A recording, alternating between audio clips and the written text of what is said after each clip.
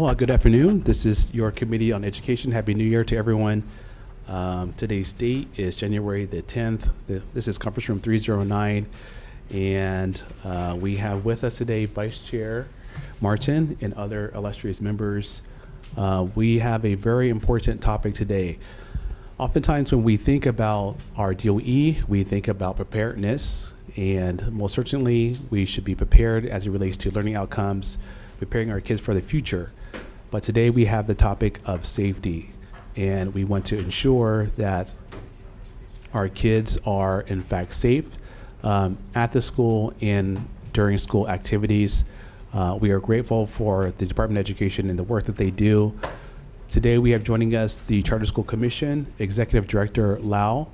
Thank you, Director, for being here. We have our Superintendent, Hayashi. Thank you. We have our Deputy Superintendent. And we have other assistant superintendents and many, many DOE members. A special thank you to Chief Pelletier and for his work with our Maui community. And we are very grateful to have Sergeant Phillips here from Maui that's going to provide valuable insight as it specifically relates to the issue of active shooter. So without further ado, if we can have our Charter School Commission go first, followed up by our DOE.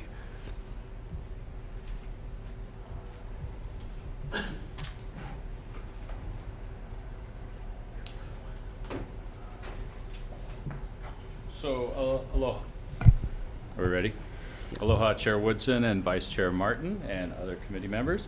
Yeah, as other duties as assigned, I'm PJ4, the Interim Deputy Director. So the Director has tasked me to do this today. So I get to be here to answer your questions and tell you a little bit about what we're doing. So with regards to the two topics today, COVID-19, our charter schools have worked their way through the entire process. All of our charter schools have done a good job of getting back to in-person learning. However, they did learn extensively from the pandemic. All of them have plans in place. They all know what to do if there's a pandemic or if there's another outbreak. They all know what to do. They all are prepared to go to distance learning should it be necessary. They also are prepared to do cohorts to limit the impact on instruction and learning. And so all of our schools and their governing boards ask those questions regularly as the year is beginning or ending up.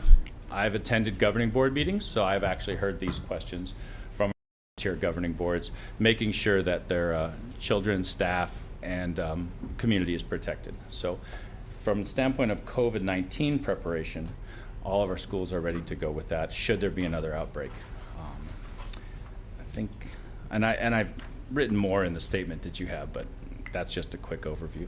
From the standpoint of the active shooter preparation, I do want to say Cheryl Turbeville, who is our communications director, was supposed to be here and give this report, but she is not feeling well, so I get to do that. As an authorizer, again, I want to make sure you're aware, so we're not like the DOE in that we aren't the superintendent of our schools. We have a contractual relationship with our schools. However, we make sure that we're a liaison of all the information necessary. And I do want to make sure I thank our Department of Education folks. Specifically, I do want to point out Heidi Armstrong invited all of our charter schools to the Department of Education School Safety Conference that was held back in October and helped our schools pay for any costs associated with that. So that partnership continues to grow. But our schools have, we make them aware of any opportunities for safety initiatives or training, and we give that information to all of our schools. I have heard our governing boards are asking all of our schools, the management and the directors, what are their plans should anything happen, especially with everything that was so publicly happening at the beginning of the year. Our governing boards are asking because they're all community members. They want to make sure that the schools are safe. So our schools do put plans in place. But again, we deliver that information and we make sure our schools are aware of it. But we don't, I wouldn't say we monitor it, is what I could say. So that being said, we do have Wednesday meetings. We want to make sure that our schools have all the information necessary, that they can make their plans. We do check in with our DOE folks if there's any updates. We make sure our schools are all aware of that as well.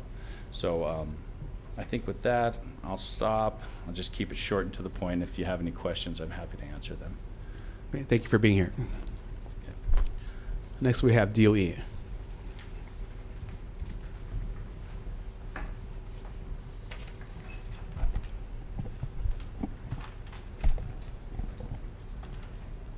Aloha, Chair Woodson, Vice Chair Martin, House Education Committee members. Thank you for the opportunity to update you on the department's efforts to ensure student and staff safety on our campuses and to provide an update on our efforts around COVID-19. With me today is Deputy Superintendent Kurt Otoguro, responsible for operations, Assistant Superintendent Randall Tanaka from our Office of Facilities and Operations, and Assistant Superintendent Annie Kalama from our Office of Student Support Services. In our presentation today, we'll go over some national and local context, current safety and security measures in place, and planned safety and security measures that we've initiated and are committed to undertaking. We'll close by providing an update on our COVID-19 response efforts. And I can also direct you to our slides that are, if you'd like to, on the top there, on the screen. I'll begin with school safety. Starting with the national context around this issue, according to Education Week, there were 51 school shootings at K-12 campuses nationwide in 2022. This tally includes incidents where a firearm was discharged, where an individual other than the suspect or perpetrator was wounded by a bullet, that occurred on a K-12 school property or on a school bus, and that occurred while school was in session or during a school-sponsored event. The second deadliest K-12 shooting in the U.S. history occurred last year at Uvalde, Texas, where 19 children and 2 adults were killed at Robb Elementary School. While we hope to never be faced with this type of unspeakable tragedy, we do have emergency preparedness plans and programs in place to equip our schools to the best of our ability. These plans are designated to help ensure our schools are prepared to respond to, mitigate, and recover from man-made and natural disasters. Threats to our schools include threats made to students and staff are on the rise. Last calendar year, our Safety, Security, and Emergency Preparedness Branch and Communications Branch were made aware of at least 152 threats made to schools. Threats are made primarily through social media posts, texts, email, school phone calls, graffiti, verbally, and even through fax. These range from vague to very specific, and all threats are taken seriously. It takes a collective effort to ensure the safety of our campuses, so our schools emphasize to students, families, and community members that if you see something, say something. Based on national trends, threat clusters typically occur before school breaks and during anniversaries of significant events. The lower number of threats in 2020, as seen on this slide, is due to the pandemic, when students were distance learning and employees were teleworking. In addition to the security training and emergency planning that we'll discuss later in this presentation, we know it's crucial to ensure our school staff are properly trained when it comes to caring for the emotional well-being of our students. We continue to expand professional development opportunities on trauma-informed education and social and emotional learning to ensure that all students feel safe and supported at school. During the months of June, July, and December 2022, we hosted student risk assessment training and support sessions for staff across our system. This is part of our commitment to ensure that every student feels comfortable during turning to this part of our commitment is to ensure that every student feels comfortable turning to a trusted adult in crisis, and that staff members are equipped with the tools to secure appropriate supports for students. The training provided the tools needed to assess when a student is at risk for potential harm to themselves or others, and strategies designed to disrupt, prevent, or mitigate a potential act of targeted violence. Altogether, over 1,000 school administrators and other DOE personnel attended these trainings so far. In October, during the fall break, the department also hosted a 3-day conference to help equip school leaders, educators, and support staff with school safety efforts. The goal was to provide strategic guidance on preventing, identifying, mitigating, and responding to various school safety concerns. National school safety experts from the School Safety Advocacy Council presented on topics including school safety and emergency management, lessons learned from past school emergencies, student mental health, verbal de-escalation strategies, social media threats, extracurricular and athletic event management. Close to 950 DOE leaders and staff attended the conference. We have plans and programs in place, and we continuously monitor and adapt to evolving conditions. The Department Safety and Security Branch is responsible for the security of DOE campuses and offices, as well as schools and student safety. Current measures in place include emergency plans at the department's 3 levels: state offices, complex areas, and schools. We also work to mitigate the security challenges associated with our open campus schools here in Hawaii by performing vulnerability assessments. We also provide active threat response training to schools and complex areas. We'll go into detail for each of these areas in the next slides. The Emergency Operation Plan at the state level provides a comprehensive overview of emergency management systems and guidelines for various hazards and threats to coordinate small-scale emergencies affecting the department's operations and large-scale emergencies affecting the state. Examples of guidelines related to hazards and threats include, for example, active shooter threats, bomb threats, hurricane, tsunamis, and volcanic smog or VOG. The department's emergency plan addresses roles and responsibilities of the department and its staff during these emergencies. It also includes guidelines around prevention mitigation, planning, response, and recovery. At the complex area level, which are geographic regions with groups of schools, emergency operation plans are known as continuity of operation plans, or COOPs. COOPs are specific to each complex area. These plans may vary in each complex area and may have higher risk for different emergencies. COOPs may, for example, include plans for floods, volcano eruptions, and brush fires. And at the school level, we have emergency action plans. These site-specific plans with associated emergency drills that schools must perform for the following types of emergencies: for earthquakes, for evacuations, which include fire and bomb threat drills, lockdowns, which are performed when there are physical threats to students and staff on or near their campus. Schools are required to perform lockdown drills annually and are encouraged to do them more frequently or at least one per semester. Shelter-in-place drills and tsunami drills for schools in the tsunami inundation zones. These school plans cover incidents at the school level, such as handling of school closures, responding to concerned parents, and accountability of students and faculty during emergencies. All schools are required to have plans that are updated annually and submitted to the Safety, Security, and Emergency Preparedness Branch. On-site reviews are completed along with an assessment for hazmat disposal every 3 years.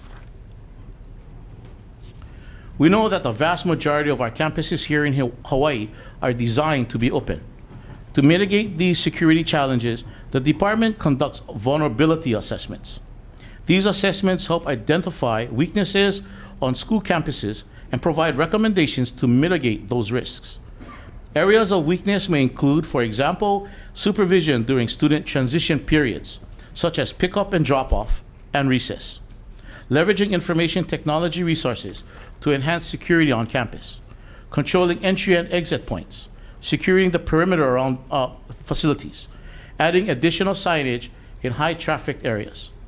The assessments also include what is known as a red team intruder drill to review the vigilance and situational awareness of school staff and students.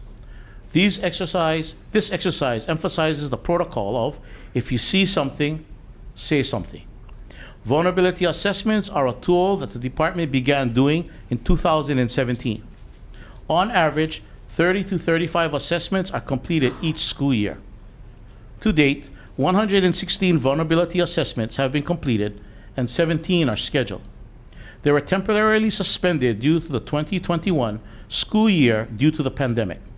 The following school year, assessments started back up, but were limited because of full school closures with students and staff on campus, and they're needed to complete these assessments. Health and safety protocols during COVID-19 include social distancing and room capacity limits. Also show these efforts, but were scheduled as many as possible this year and into the next year.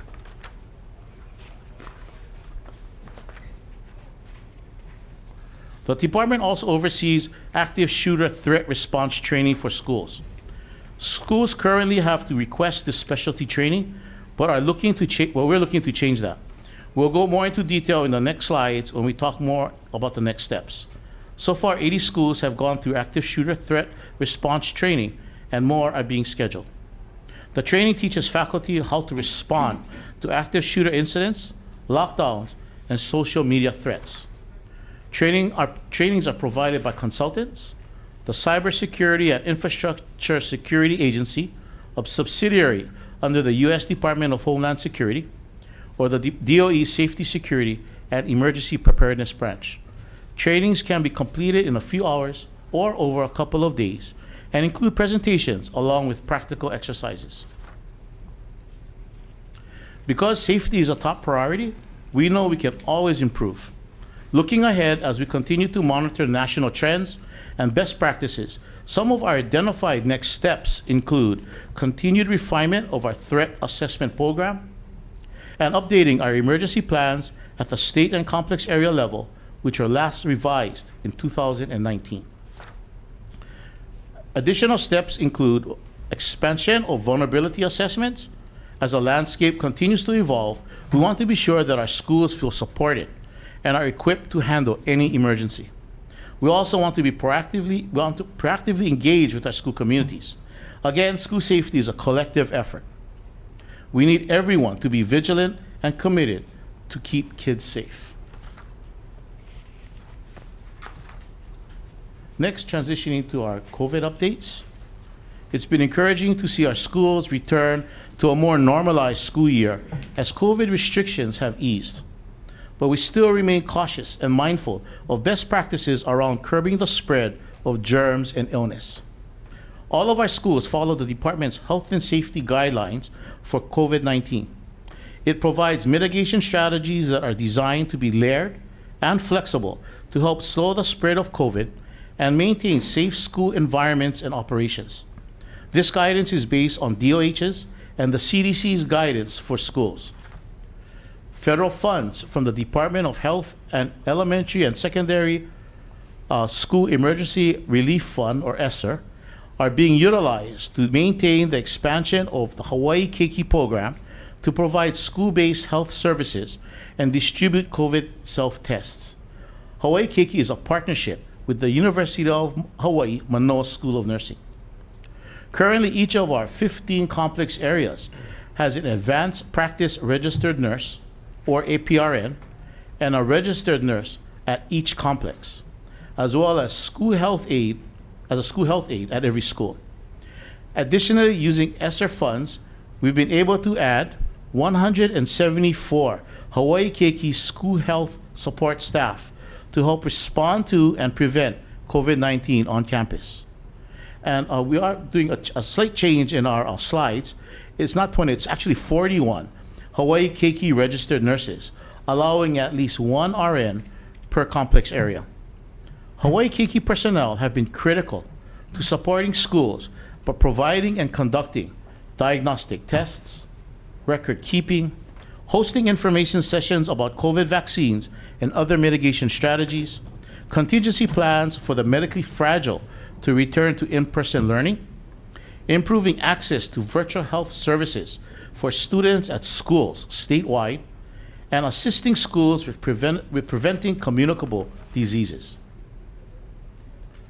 While community testing sites have been consolidated, the department still has COVID-19 testing programs. Hawaii nurses are available to administer the Binax Now point-of-care COVID-19 tests, which are obtained by the department at no cost from the federal government. The department is also distributing COVID-19 self-tests for students and staff in partnership with the Department of Health and the CDC. Self-test kits are available to students and staff who are not feeling well, have been exposed to COVID-19, recently traveled, or are planning to attend a high-risk activity. The department also continues to strengthen and increase our partnerships with federally qualified health centers to address the impacts of COVID and improve access to health services at schools. We have active cooperative agreements with Hana Health on Maui, Waianae Coast Comprehensive Health Center, Waikiki Health, West Hawaii Community Health Center to provide health services at schools. Additional cooperative agreements are currently being developed. Schools must still report all COVID-19 cases through the Department of Health online portal. A summary of COVID-19 cases is published on the DOE's website every Wednesday. The department collaborates with DOH to monitor COVID cases for potential clusters or outbreaks. A potential outbreak is defined as any time a school's daily absentee rate exceeds 10% for the entire school or 20% of one grade or classroom for COVID or any illness. If or when this happens, in consultation with the Department of Health, a school might implement mitigation strategies such as universal or targeted indoor masking, COVID testing, moving activities, classes, or meals outdoors, avoiding crowds, and stopping high-risk activities or screening participants for events. Thank you for the opportunity to update the House Committee on Education. Also with us today, I would like to introduce Sergeant Brandon Phillips of the Maui Police Department, who oversees the school resource officers at our Maui secondary schools. We appreciate your ongoing support and look forward to continuing our work together to keep our students and schools safe. Thank you very much. Thank you, Superintendent. Sergeant?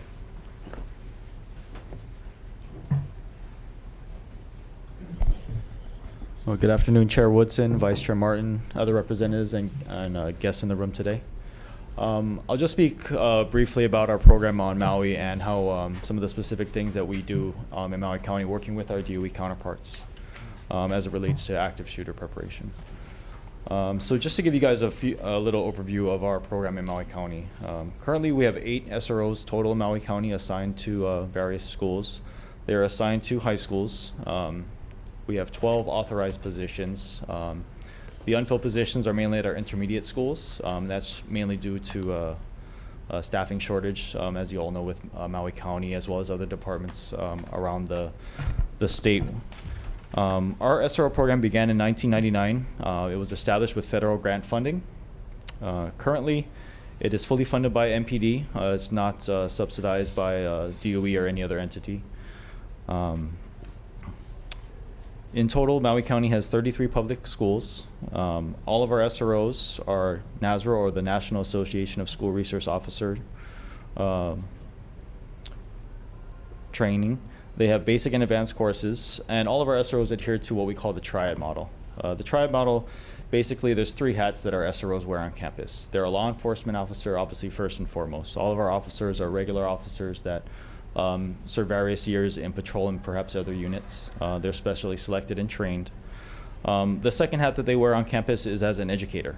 Oftentimes they go into classrooms and provide presentations on various topics as it relates to law enforcement, anti-bullying, anti-harassment, anti-drug types of presentations. And the third hat that they wear on campus is as an informal counselor or mentor. Another positive adult role model that the kids can go up to and go to them with their problems, much as they would for any other teacher or counselor. Our SROs in Maui County work closely with their school staff to identify potential threats to the school and address them before violence happens. So we look at it as two different ways to respond to active shooter. We want to be able to prevent it and then respond accordingly. So our SROs being on campus is already one step of having a prevention in there. Another method that we've been working with over the past few years is through threat assessments. As Superintendent Hayashi mentioned, threat assessments is one of the biggest ways that we can prevent a tragedy from happening before it occurs. According to the 2019 U.S. Secret Service National Threat Assessment Center report titled Protecting America's Schools, Analysis of Targeted School Violence, among other things, they recommended a multidisciplinary threat assessment team in conjunction with the appropriate policies, tools, and training is the best practice for preventing future tragedies. With that in mind, we've taken that to heart in Maui County. We've been working closely with our DOE counterparts to build a more robust threat assessment model. And our SROs and even our juvenile investigators, who are our other officers in our juvenile division, work closely with schools. So whenever there's an incident that triggers a threat assessment, our officers will go to the school, work with the school team, share knowledge, share information, so that way we can make the best decision as to what to do with this particular juvenile. You know, whether it not only just has to do with legal proceedings or consequences that way, but just what's best for them. Is it mental health treatment? Is it looking closely with counseling? Is it getting to other programs, referring them to other services? So we feel that's a big key to our prevention efforts. Along with prevention, we have worked hard over the past few years on active shooter response. With that in mind, we have been doing a presentation called the Civilian Response to Active Shooter Events, or CRAES. This program is from the ALERT, or Advanced Law Enforcement Rapid Response training program out of Texas State University. In 2013, the FBI named ALERT as the national standard for active shooter response. With that in mind, we selected the CRAES program as the model that we can share with our schools and our school staff in particular. Most courses from ALERT are law enforcement officer focused. However, the CRAES, or Civilian Response to Active Shooter Events course, was designed and built for law enforcement agencies to provide strategies, guidance, and a proven plan for surviving an active shooter event. Topics include the prevalence of active shooter events, civilian response options, medical issues, and considerations for conducting drills. It is also listed in the 2019 Hawaii DOE Emergency Operations Plan as a recommended threat response system, hence why we selected that particular program to share with our schools. So when we present this information to our schools, we present it just to the staff. None of the kids are involved, and it's usually during professional development days where the staff is already going to be on campus. We've put that offer out to the schools over the past few years. All of our SROs are trained or certified to present this information to the schools. And many schools have taken us up on this opportunity. And we'll also assist schools with conducting drills or even exercises if they so choose to. But at a bare minimum, we hope to at least have all the schools go through the actual presentation itself. Something else that is more DOE focused and DOE led is Stop the Bleed training, which has been put on by our Maui District office. Currently, all the Maui District schools have been given Stop the Bleed kits, including tourniquets and other blood clotting agents to stop emergency bleeding. So that's another thing that we felt was really good in the past few years that we've been able to accomplish with our DOE partners in Maui. The second large program that we've rolled out over the past few years is something called the Standard Response Protocol and Standard Reunification Method. This is from the I Love You Guys Foundation. The I Love You Guys Foundation offers no-cost crisis response and post-crisis reunification programs. The two that I mentioned, the Standard Response Protocol and Standard Reunification Method, are their large programs. These programs are created through research-based best practices of school administrators, psychologists, public safety experts, families, and first responders. The I Love You Guys Foundation was founded in 2006 by Ellen and John Michael Keys following the Platte Canyon shooting in Colorado, which resulted in their daughter, Emily Keys, being killed. The last communication that Emily had with her parents that day were text messages saying, "I love you guys," hence the name of the organization. I first heard about the I Love You Guys Foundation in 2019 while attending the National School Safety Conference, which was presented by the National Association of School Resource Officers. Several Maui District employees were also in attendance with me from the DOE. And I remember attending the briefing from Mr. Keys during that conference and looking over at Momi Kihata Ball, who is a district educational specialist and basically my go-to person at the DOE to get things done. Looking at her and going, we absolutely need this in Maui. The standard response protocol basically is 5 different protocols that are action-based, flexible, and easy to learn. What we noticed when we were in our schools in Maui County was that each school had different terminology. They have lockdowns, we're all familiar with that. But sometimes they would go into a soft lockdown, or a modified lockdown, or a shelter in place, or a soft shelter in place, or a modified shelter in place. And from school to school, there was no really continuity between the different schools as far as what that meant, what kind of actions the students were doing, the staff was doing. It was kind of situation dependent. With the standard response protocol, the 5 protocols eliminate this and create a common lexicon of vocabulary between all the schools and the first responders that serve these schools. So to break it down easily, we as police officers can go to any school with this program and know that, okay, when the school says we're in a secure protocol, we know exactly what that means, what they should be doing, versus having to learn, okay, what particular things is this school doing for this incident because they're in a modified lockdown or a modified shelter in place. This is already in use in our schools in Maui County. It's being phased in more and more each day, and this project has been ongoing for the past 2 years. Shifting gears to the other program from the I Love You Guys Foundation is the standard reunification method. This provides a proven method for schools to plan, practice, and achieve successful reunifications post-crisis. It utilizes the incident command system, which helps us first responders because that's what most of our protocols are based on. And it brings DOE personnel on board with emergency management officials who also utilize the incident command system. By having this practice and proven template for reunification, schools can hopefully not exacerbate what will already be a chaotic and anxiety-filled scene. An orderly reunification will diffuse the emotion that tends to build at a site like this.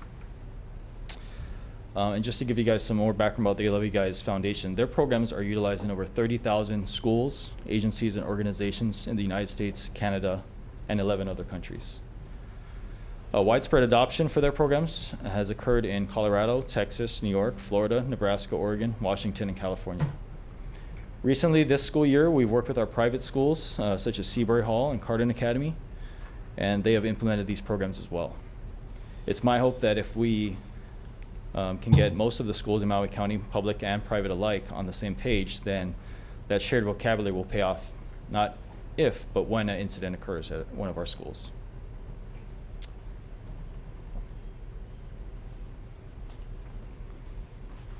That pretty much concludes my presentation. If you guys have any other questions, I do have some other information to share if you guys would like. Thank you. Thank you, Sergeant. Okay, members, are there any questions? Any questions? Okay, I have a couple questions. First, for charter schools.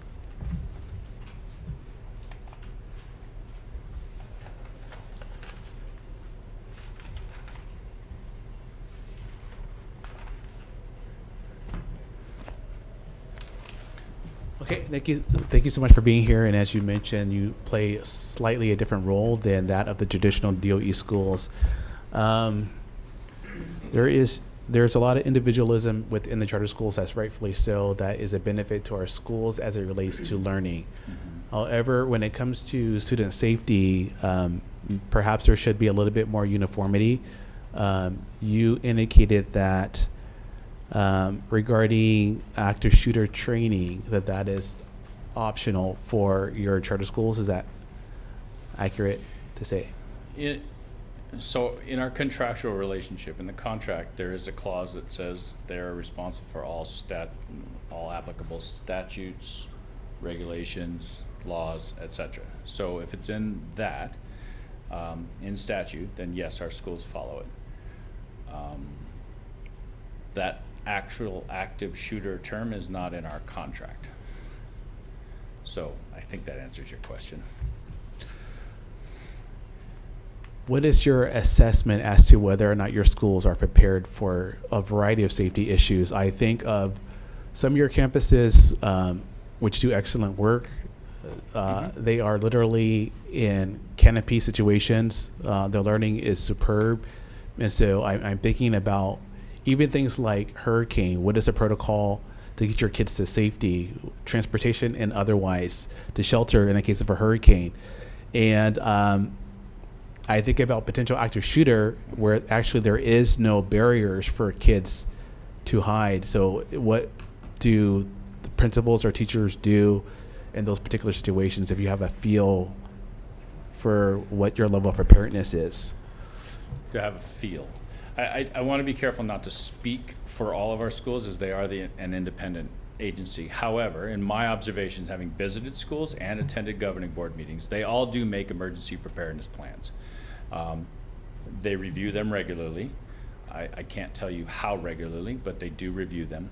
I've been to schools that do have evacuation. They practice their evacuation model for a tsunami. I can't speak to active shooter specifically, but I do believe a number of our schools did attend the training sponsored by the DOE in October. And I can't give you specifics, let me put it at that, but I do know that they are schools. They are aware that they are responsible for the safety of their students and staff and everybody on campus, and they do have emergency preparedness plans. And when you authorize and reauthorize schools, you ensure that they have these plans in place. Is that a part of your checkoff list? I believe it is, yes. If I may. Sure, Please. I believe it is. And we remind them they need Sorry, a to do few that. of our schools prior to COVID-19 actually did go through the active shooter training. They actually scheduled it on their own using the same vendors actually. Since COVID, that hasn't probably happened as quickly as we would like. They are aware of it. I will say that at the time that charter schools started, active shooter was not something that was ever anticipated or envisioned. And I think, to be very frank, our charter schools probably aren't as able to be prepared as, say, the department is or is trying to be. So that is something policy-wise that I think the state needs to, they're all public schools. And we've all dealt with sort of the funding model that charter schools are funded by, and they have to make it work based on the per pupil amounts. So I am going to speak up though. As a former principal, I do make sure all of our schools know that they are responsible for this and that they need to have plans in place.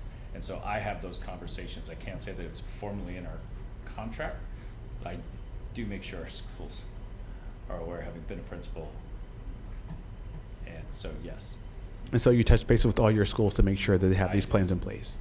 I do. I check base with them. Okay. So, yes, when I have my conversations with them. Okay, thank you. Members, any questions? Okay, go ahead. Thank you very much. For the DOE? Oh, good. Thank you. Actually, members, is there any questions for charter schools first? Oh, no, I can wait. Okay, I just have a clarifying question. go ahead, Rep. So Russo. it's just to reiterate what Chair Woodson was asking. So are you saying then that you only do trainings for requirements that are built into statute in HRS? We as an authorizer, I mean, not that you're doing trainings, but that you only require your school's personnel, the charter school personnel, to be engaged in trainings that are required under statute. there is a clause in our contract that requires schools to follow statutory and legal obligations. Yes, so any statute they are required to follow. So if it's not written in a statute, then they're not required to follow that per your contract. Unless it's written in our, unless there's another piece written in the contract that specifically states that. I think I'm answering that right. In other words, in the contractual agreement, right, we don't specifically state active shooter in the contract. But there is a clause that says they are responsible for following all Hawaii statutes, federal requirements, etc. So by default, if it's not written in the statute, they're not contractually obligated. Technically, yes. Thank you. Thank you, Chair. Members, any other questions? Okay, moving on to Department of Education. Go ahead, Vice Chair. Thank you. Hi, thank you for being here and thank you for your presentation. I have a question, since we're talking about safety today, about the volcano and volcano preparedness, because that impacts my district very much. I want to know who specifically made the decision to keep schools open in the Konoena Honanao complex the day that we found out at 11 o'clock at night that the volcano was coming directly towards the school and didn't know exactly where it was going to come. I want to know who kept the schools open, because I had calls from parents. I had parents who I met in shelters who had their children with them. I was in the school office when I had parents that came in and yelled at the principals and school staff about their children being in their cars. I felt that panic in my district, and I'm honestly shocked that the schools were open, just because we didn't know exactly where it was going to happen, where the volcano was going to end. And it could have cut off a huge chunk of parents from being able to reach their children. So I want to know how that decision was made, and I want to know what's your plan to make sure that something like that doesn't happen again, because the reality is it could.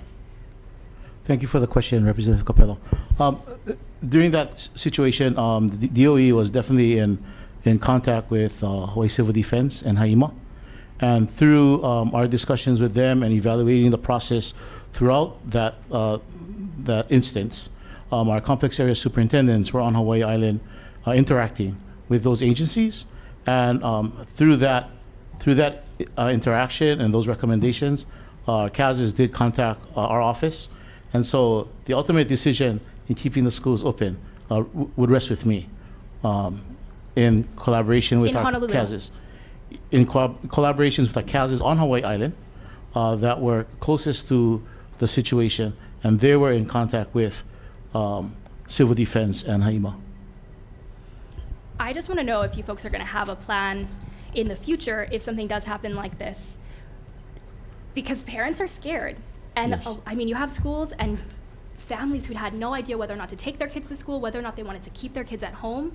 And I think having a plan that's laid out in the future, because I mean, you see, we just dealt with this again in another area. So the volcano is very active. And I just want to be able to tell my community that they don't have to fear this. And I want to know that I want to be able to have confidence Yes. in the department, and that decision is not being, even if it's being made with consideration from community members, that decision at the end of the day doesn't end up with you here in Oahu.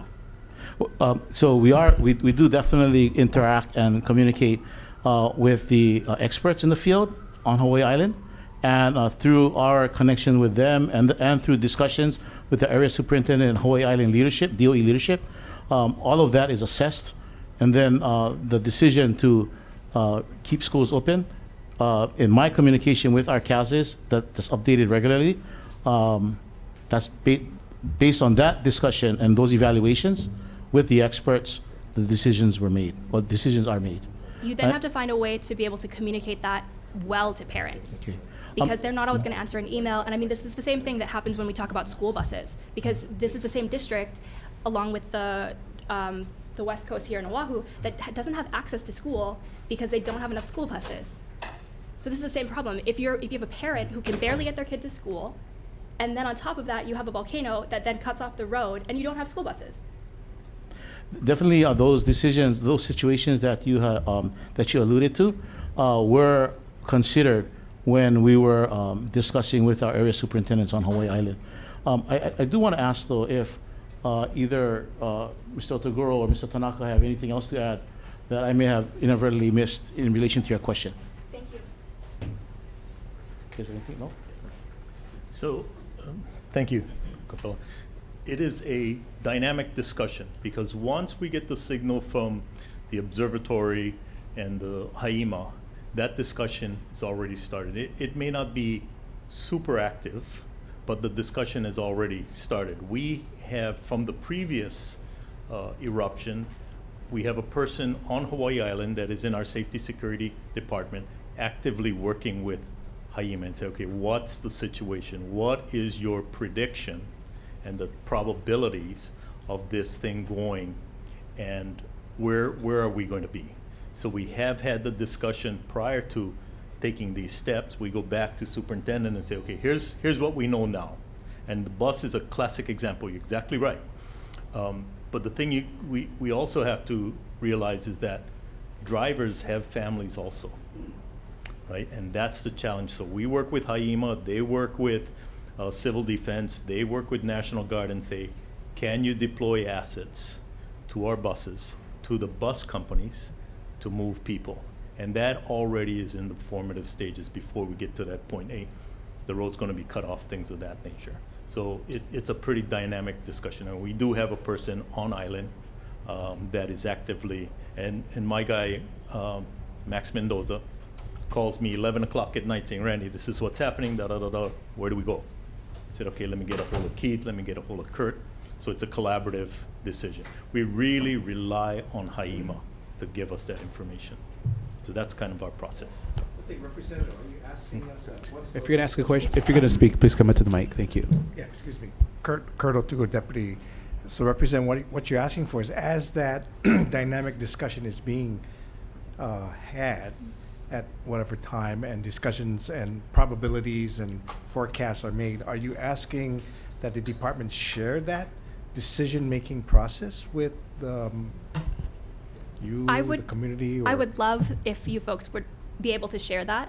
Because HYEMA is county, and then schools are state, so people expect their state legislator to have an answer. And the reality is that in that moment I didn't, because it seems Right. like we didn't have a plan.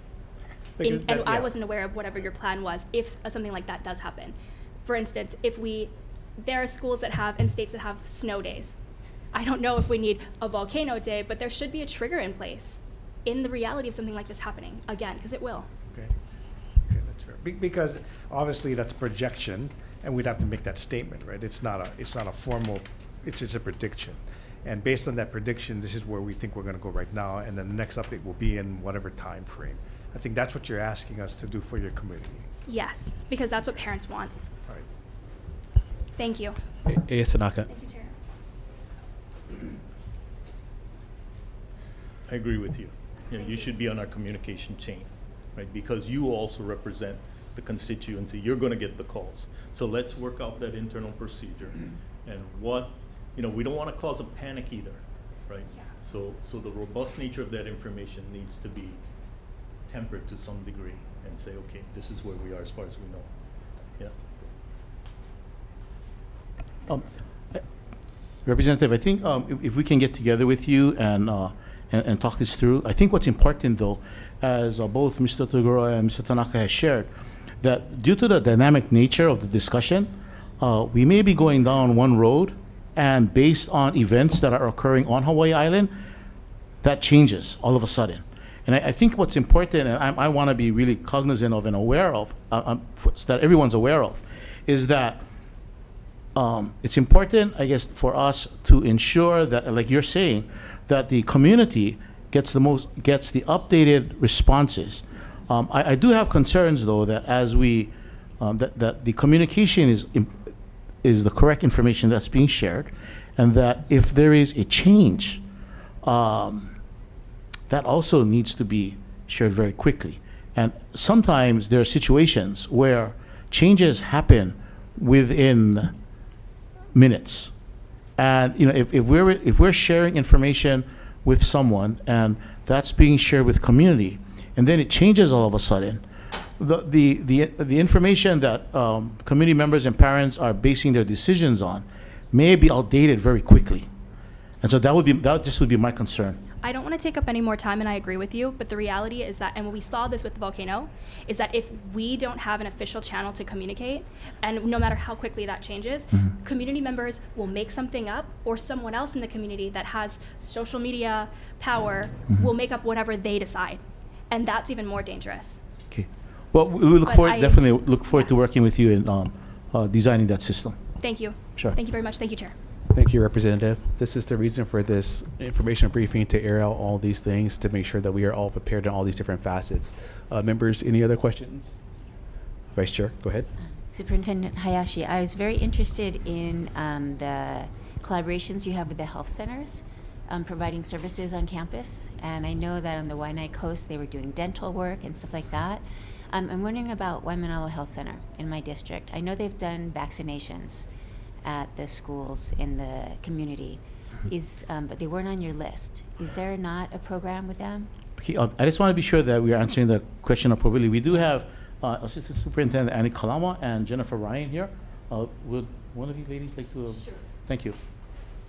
That particular site is under development right now. So it's one of the ones that we're working on right now.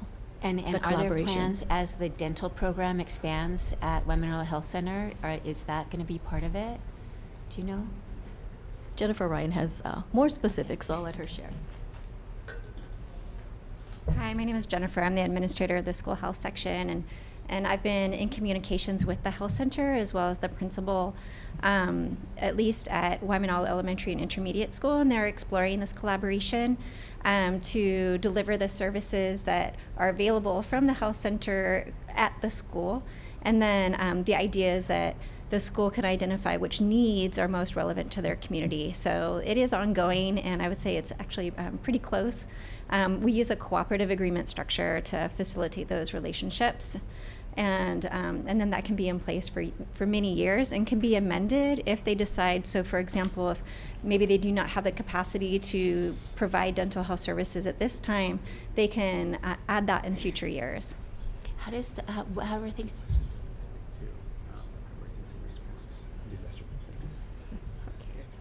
Thank you. Okay, thank you. Members, any other questions about emergency preparedness? Okay, go ahead. So I have a question for Mr. Odagura, actually Deputy Superintendent Odagura and Assistant Superintendent Tanaka. So this has to do with our emergency shelters, many of which are located on our public school campuses. And I was wondering, and you might not have this information top of mind, but I'm wondering over the past, let's say, 2 to 3 years, how much money have we invested in improving those facilities for our schools and our communities? Yeah. Not a whole lot is the straightforward answer. And standards have changed based upon building permits and things of that nature. A lot of our schools, especially on the neighbor islands, are not hardened enough. And the new standards require us to harden some of these facilities. So the process we use is two-step. One is called a high fit, which does the evaluation, and FAM, which does the actual assessment of the buildings. So we have been on this journey for the last 1.5 years, 2 years, assessing all these facilities. And I'll give you an example on Lanai. The gym, typically, gyms are shelter situations, not only because of its size, but some of them are substantially stronger. Not all, because there's a number of wooden structures in the older communities, the gyms, that would not withstand those levels of stress. But we have been doing these evaluations. There are some facilities that are already selected. Max and his team work with each of the counties and IHEMA, and they work with selecting these facilities. They may not be hardened as well as we'd like them to be, but we need to have shelters in these communities. Once we pass the emergency, we determine the condition of that buildings and if it could hold. Right. So follow-up question, if I may, Chair. Is there a list that's available to the public of your prioritization and your progress on that priority list? That comes from here, it would be Department of Emergency Management, we provide that list to them, but we can get that for you if you wish. But that's not publicly available. That's something a citizen would have to request. It's not online anywhere? No, I don't think it's Okay. online. If you could give me that Okay. list, I'd appreciate it. Thank you. Okay. Thank you, Chair. Okay, thank you. Members, any other questions? I have some questions for DOE.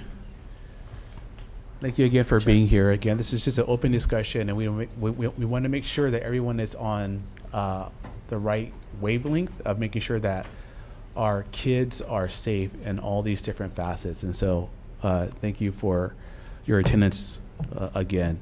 And so first, in your presentation, you spoke of VAs, these assessments, and you indicated that you have had, not all of your schools conduct these vulnerability assessments. Do you have an indication as to when you're going to get through all those schools to make sure all of our kids are safe and there's action plans in place? Thank you for the question, Chair. We are conducting vulnerability assessments, and are in terms of projecting out when all schools will be completed. Our target is in 3 years, we'll have all the schools assessed. There is a priority list. Some are more vulnerable depending on their location. In more economically challenged communities, we have greater incidences of issues. Depends where the concentration of our unfortunately homeless folks are. And the example I'll use is Kaimuki High School, right? Right next to it is a park. The county and the state do a great job of trying to help them out, but there's just the situation, and so it makes Kaimuki High School more susceptible. So they've gone, we select those first. The other method is the school requests for an assessment, and Max and his team go out and do that assessment. What is critical to understand is that we need the school in operation so we can assess what that would look like in case of an emergency, where those breaches could happen, transport, and all of those. So like Superintendent said, it could be a 2 or 3 day research evaluation. So in about 3 years, we think we'll get them all. Is there going to be an additional cost to that? Yes. Right now, Max and his team do most of them. They've had good exercise with it. They know what to look for. It's not a fresh team. We have had discussions with the new state agency that you guys passed and moved through. So we have had preliminary discussions with how they can help us in terms of standardization on some things that they may know. But Max works with the Fusion Center and everybody in that realm of security. The cost,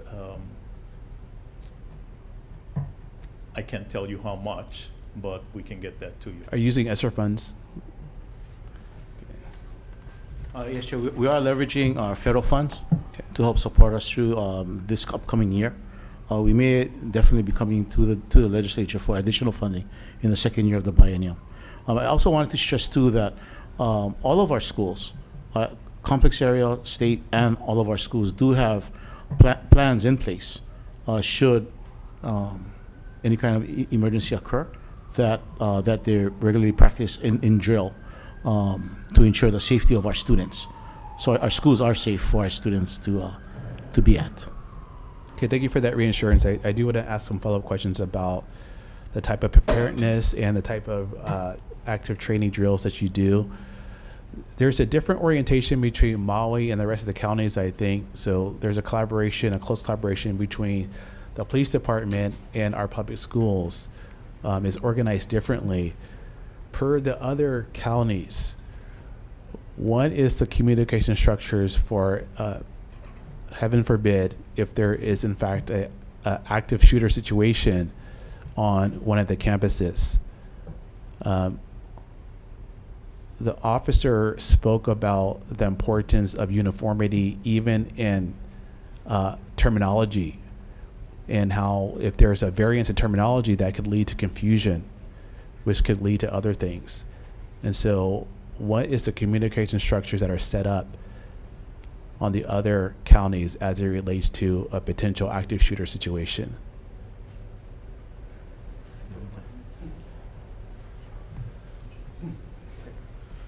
Good afternoon, Representative Woodson. I'm Max Mendoza. I'm the Safety, Security, and Emergency Preparedness Branch Director.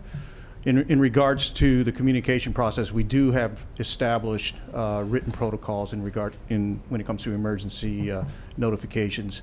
If something at the school level, if an incident occurs at the school, our protocols call for the principal to immediately notify the CAS, as well as dialing 911. Once the complex area superintendent is notified, he or she then notifies the deputy, the communications branch, as well as my office. That's the school level going on up. And from there, what my branch does is I notify the Hawaii State Fusion Center and the Hawaii Office of Homeland Security because they do have access, immediate access to the FBI, the U.S. Secret Service, and we do involve the federal agencies, particularly if it's terrorist type or it's cross-state or from the mainland and that sort of thing. So the FBI may become involved depending on what the situation is.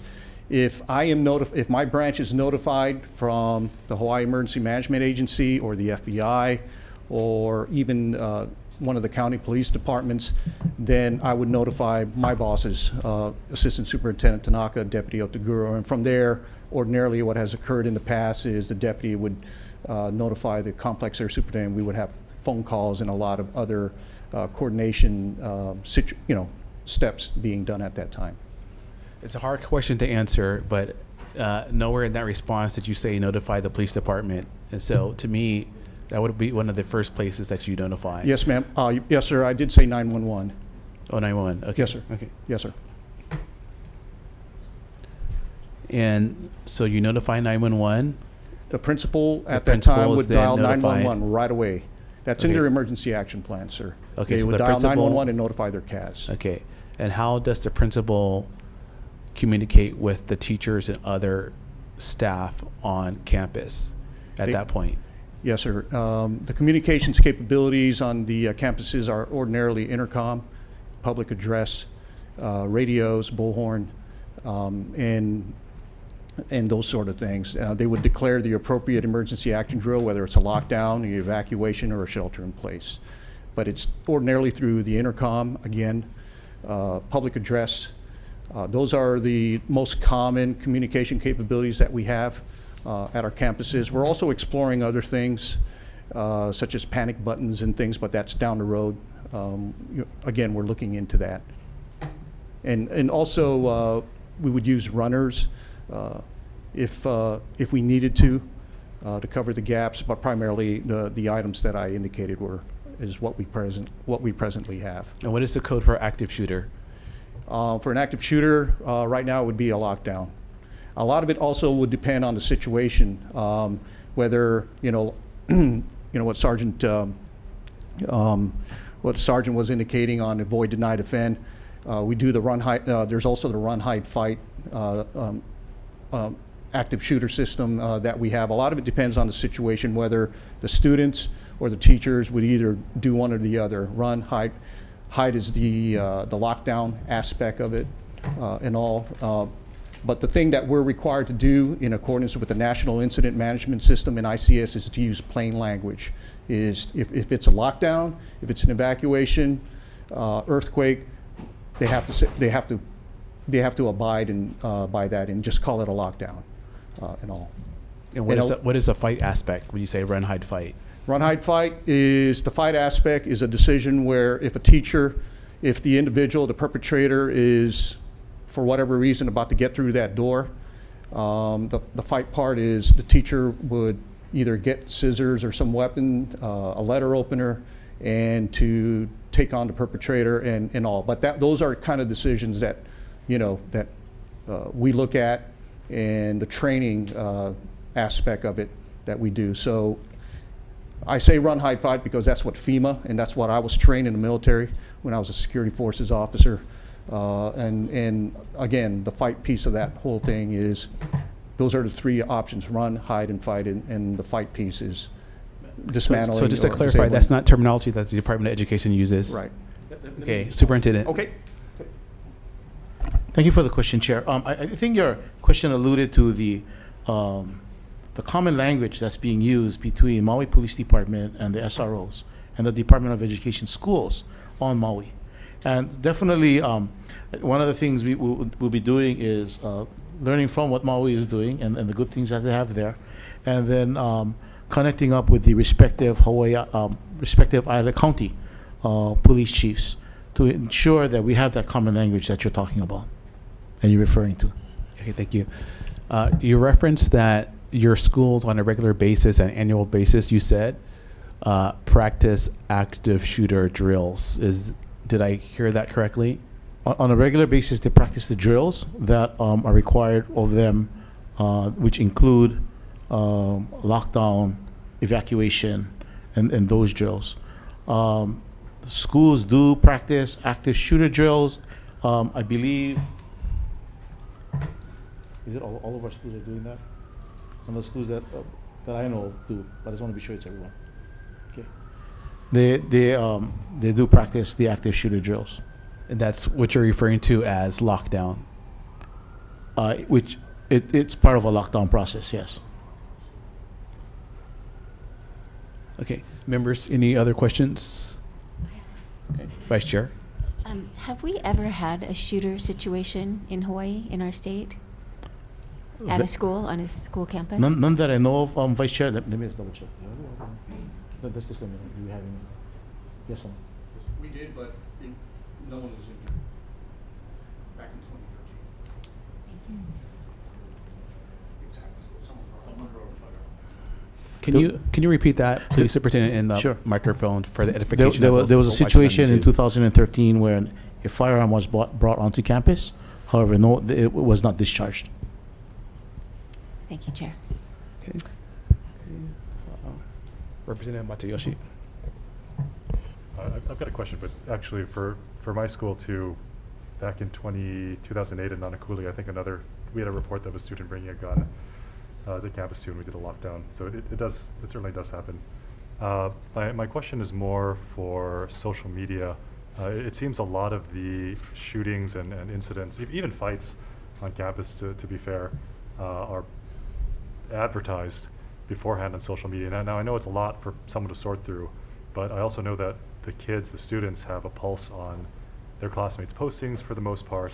What kind of measures are being taken to give students or encourage them to report legitimate suspected threats being made by other students to faculty members or whatnot, and what steps are being used to head those off before they become an incident?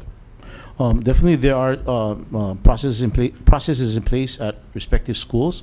We do definitely encourage, as I shared in the presentation, for our students to share any kind of information that they have related to any kind of violent situations that they would be aware of, to report it to their counselors, their teachers, their school administrators.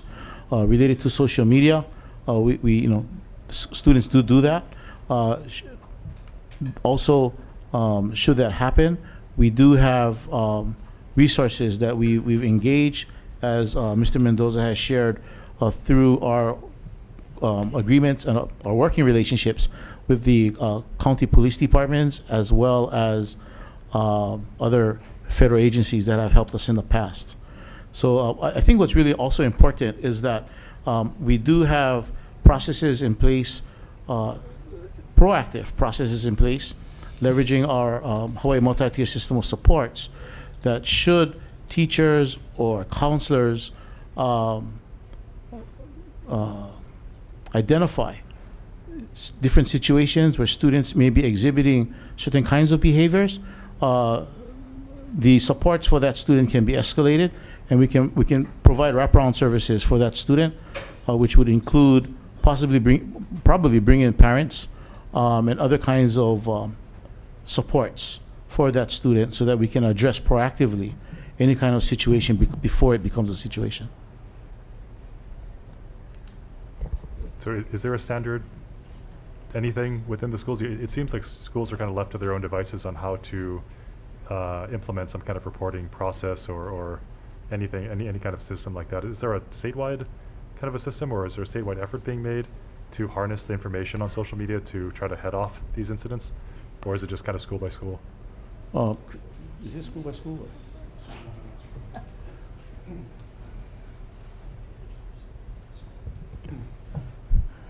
Sir, the short answer to your question is yes. In our emergency operations plan, we treat social media threats as an active threat. And when a social media threat is detected, there are protocols in place to make the required notifications. Again, going back to at the school level, the principal, they would notify, take a snapshot of the social media threat, send it up to the CAS, my office, the communications branch. In turn, I would notify the Office of Information Technology Services, the OITS.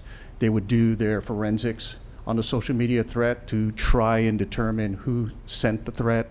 And at the same time, we share it with the corresponding county police department, like the HPD, Maui PD, et cetera, because they do have the jurisdiction and the subpoena powers, the arrest authority, to really look at whoever the subject is and do the questioning and the investigation.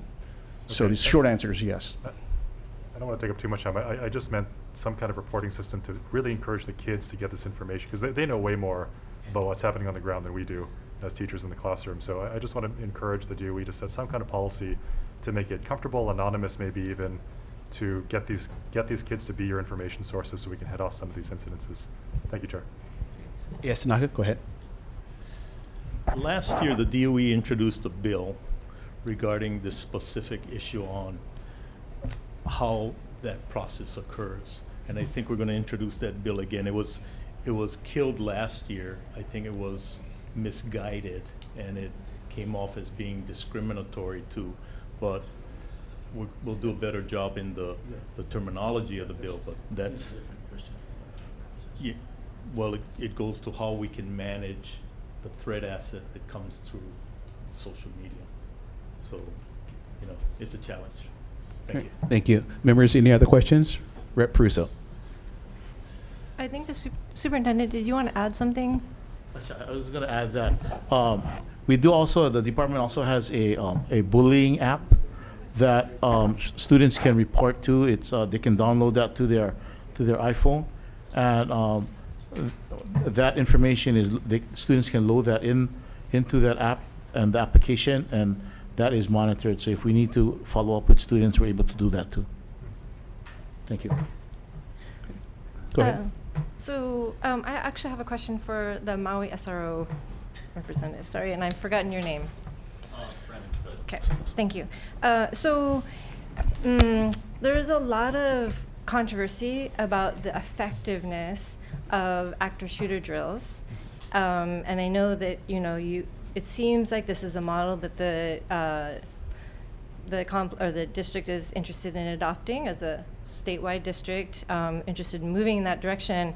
And before we move wholesale in that direction, I wanted to ask you, what measures have you kind of put in place, or what kinds of practices are you adopting to make sure that such drills don't needlessly traumatize students and faculty?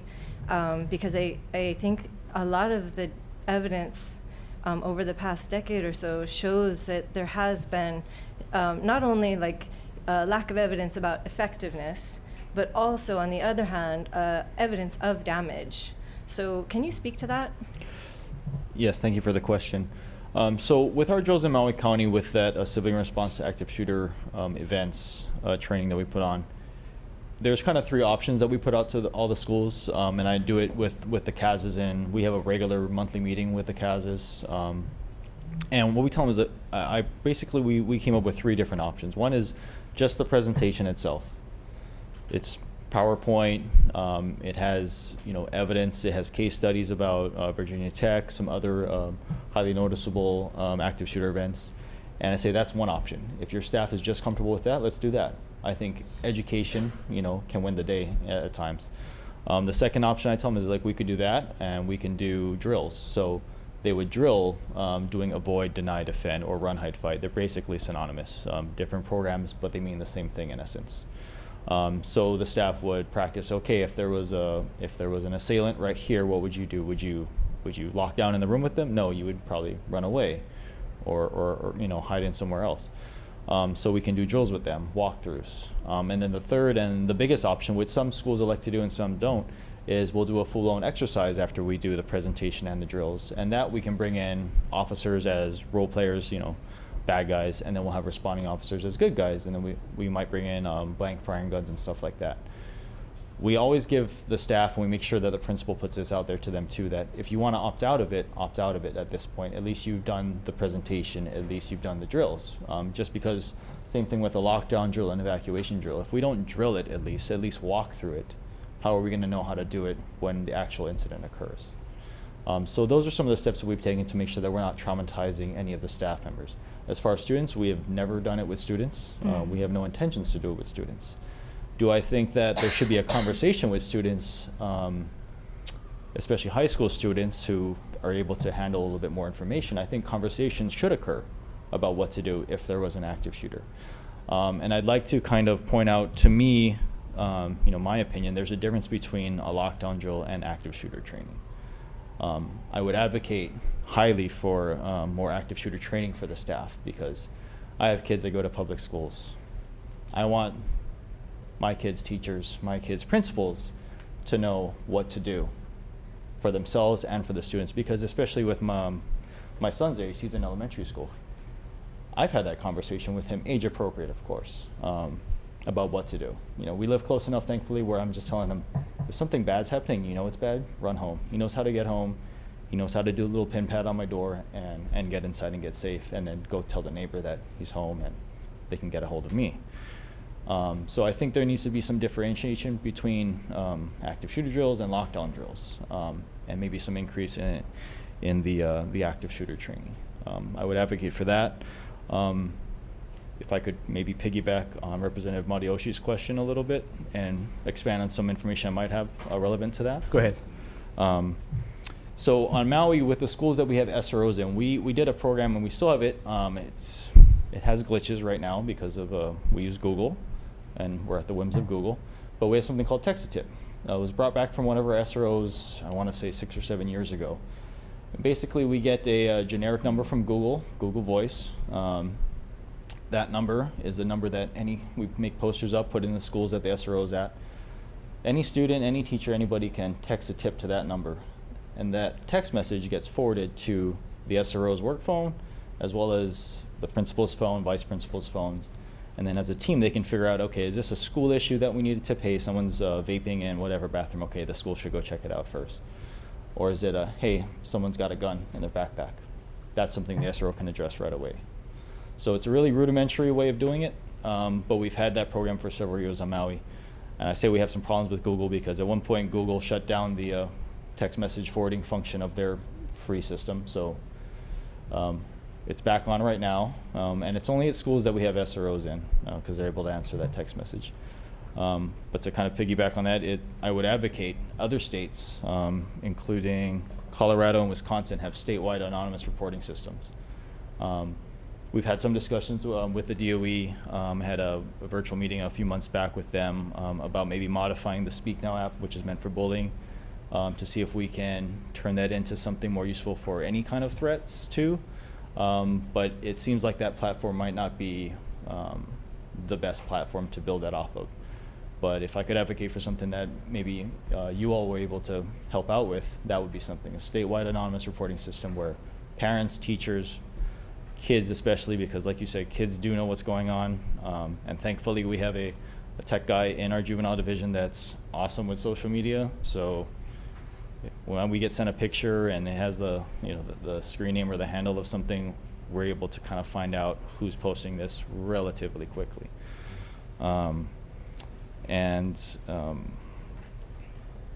Yeah, that's just to answer that question. I felt like I could add that on. Thank you. Appreciate it. Okay, members, any other questions? A great conversation, and yes, it is a question of frequency. It's a question of how the training is conducted. That is all very much important. We're running long on time, but because Sergeant Phillips is here, if I could just ask you a couple of finalizing questions, if I may. And so, just broadly speaking, heaven forbid, if there's an active shooter situation, an officer is either on site, on campus, or is called to a particular campus, be it Maui or any other campus. What is the general protocol, the standards of practice? Is that single officer to engage in a conflict to neutralize an active shooter? Does an officer wait for backup? What is the typical protocol that happens in that type of situation? So the general standard of practice in law enforcement these days is we don't wait. If there's active shooting going on, then we're going to go directly to that threat. We're not going to wait for backup necessarily. I say that speaking mainly for Maui. I don't want to speak on behalf of the other departments, but that is what we're trained to do. The On the tactics side, not to get into too much of that here, but for officers, the main tactics that we adhere to in those kind of situations is the alert program. And that teaches you, we go through small team tactics, 2 to 4 officers, but no, we're going to go directly to that. So if the SRO's on campus, they're going straight to whatever's going on. And many times it's not even an active shooter thing. It's a fight breaking up. Half the time our SROs are the first ones there to break up a fight or something like that. So, with our program, we try to make sure they're as well trained as we can have them. Not only going to, NASRO courses, which is kind of like the national governing body for SRO training, but we also want to send them to tactical training as much as we can. And, that includes we want to send them to a solo officer, rapid response and deployment training, and that's from Alert. So that's something that we've built that we want to be able to put them through. So definitely, and for our SROs, the good thing is all of them have the master key to the school on them. So it doesn't matter if it's a blocked door or not, we should be able to get in that door, unless it's something's iffy with that door or there's a deadbolt inside. And for the schools that we don't have SROs at, in Maui County, at least for all the public schools, we have master keys for all the other schools. So they're co-located we're trying to cover all of our bases as best we can with those situations. And on average, how long does it take for an officer to get to a school if 911 is called and there's an emergency situation, including active shooter, on average? On average, I would say it's going to be 1 to 3 minutes or something like that. It all depends on where officers are located at the time. I think the national average is somewhere around there, 1 to 3. But again, with SRO on campus, they're right there. And I can safely say that all of the officers in Maui, if there's something going on at a school like that, we're all going to be there. Okay, thank you, Sergeant. Members, any questions? Rep. Pruso. Sorry, this might be a question for Superintendent Hayashi. So it's really about security guards, which are the rest of the county's equivalent to what Maui's doing, in a sense. So I wanted to ask about staffing and adequacy of staffing with respect to the security guards. What does that look like? School security guards? School security attendants? Correct. Our school security attendants are very different, I believe, from... No, I know, but I'm just saying, that's the best we have. Like the rest of the counties, Maui's doing something that the rest of the counties are not doing, and I think the public doesn't really understand that. They're like, why isn't Honolulu Police Department there testifying? Because Honolulu Police Department is not doing that same kind of work, correct, with the DOE? In Honolulu County, yes, we don't have SROs. Right. So my question is, for the rest of the counties, at our schools, we have security guards. So I'm asking about the staffing of those security guards. Like, are we at 100%? I believe we do have SROs on Hawaii County and Kauai County. Oh, okay, that's good to know. Honolulu County, we don't have SROs. Okay. On all of our schools, we do have school security attendants. Okay. And I'm sorry, your question about the school security attendants was? Staffing, because we're getting reports that oftentimes the entire school will have no security guards in attendance. We are having difficulty filling school security attendant positions at some schools. What we have been doing is we've been going out and recruiting for SSAs. Also, our personnel office we're reevaluating the specifications for our school security attendants, and this came from a request from school principals, so that we're able to create a tiered level for school security attendants that they would be able to move up levels with additional training and supports. So we are implementing that hopefully very soon. Thank you. Thank you. Chair. Okay, thank you. Members, any other questions? Okay, seeing none, this has been an important conversation amongst everything that the department has to do. I just want to make sure that we keep safety front of mind. I thank the department for your efforts. I thank the Maui Police Department for being here and for your technical assistance. Thank you all, and this hearing is adjourned.